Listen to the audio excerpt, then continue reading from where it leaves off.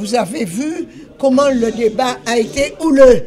Le débat a été houleux parce qu'il apparaît de la façon la plus claire que depuis des années, il y a une espèce de chape de plomb qui frappe sur la question de l'eau. Il en est sorti que, notamment, plusieurs administrés de Capesterre ont reçu une facture pour le mois de juin, 1 200 €, juillet 1 200 €, octobre 1 200 € pour facture d'eau. De notre côté, nous avons reçu une réclamation de 2,5 millions d'eau pour janvier à septembre, et de notre côté, nous avons reçu une facture de 5 millions d'eau pour vente d'eau de janvier à septembre.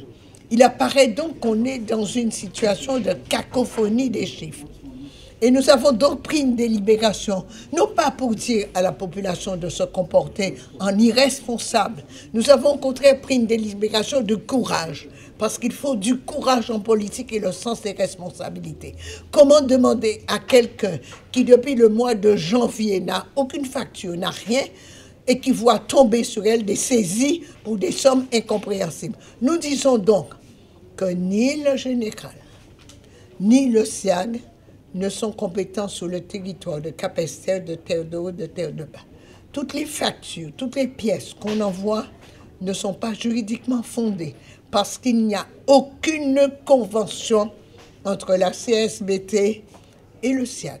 Aucune convention entre la CSBT et les générales des eaux, même si dans une convention élaborée en cachette et datée du 14 mars 2014, on a osé écrire qu'il y avait une convention entre la CSBT et la Générale pour justifier la poursuite irrégulière de la présence de la Générale des eaux sur la gestion de l'eau à Capesterre.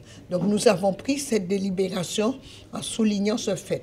Ça a été un débat où j'avais proposé une SPL et les collègues ne m'ont pas suivi. Donc ce n'est pas un dossier de conflit, ce n'est pas un dossier d'affrontement, c'est un dossier très important, très grave, et nous pensons que dans la sérénité, on le mettra bien à plat et que les choses seront très claires, et je souhaite que des efforts soient faits pour qu'on puisse reprendre les canalisations et donner aux Guadeloupéens de l'eau dans de bonnes conditions. Les études que nous avons fait faire démontrent que nous perdons dans la nature 60% de l'eau. C'est-à-dire quand on a payé 100 mètres cubes d'eau, arrive dans le robinet 40 mètres cubes d'eau. Donc nous avons perdu 60 mètres cubes d'eau par la faute de qui?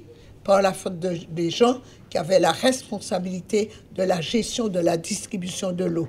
Non, c'est un dossier qui est excellent, parce qu'il permettra de remettre de l'ordre dans l'affaire de l'eau en Guadeloupe et que la Guadeloupe redevienne, ce que j'espère de tous mes voeux, l'île aux belles eaux.